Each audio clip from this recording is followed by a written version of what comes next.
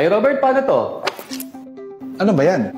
Motion problem. Two runners started running from the same area. Runner A ran with the speed of 3 meters per second. Ano ibig sabihin nito? That means, in 1 second, anong matatakbo ni A? 3 meters. 3 meters, right? So, 3 meters. 1 meter, 2 meters, 3 meters. Okay? Now, how about runner B? Runner B ran with the speed of 5 meters per second. Ano ibig sabihin nun? Si B naman, ilang meters ang makaya niya takbo sa loob ng isang segundo? 5 meters. 5 meters. 1, 2, 3, 4, 5. Okay? So, ano ibig sabihin na ito? Sa loob ng isang second, how many meters ang lamang ni B kay A? 2 meters. 2 meters. Diba? Ito yun. 1, 2. So, every second, 2 meters ilalamang ni B kay A. Okay, now, ano yung tanong? By how many meters does runner B lead after 15 seconds? So, in 1 second, 2 meters. In 15 seconds, ilang meters din? So, ano gagawin natin? So, 2 meters per second times 15 seconds, magiging 30 meters in all. So, that means the answer here will be your letter D. Yan na. Sagutan na natin.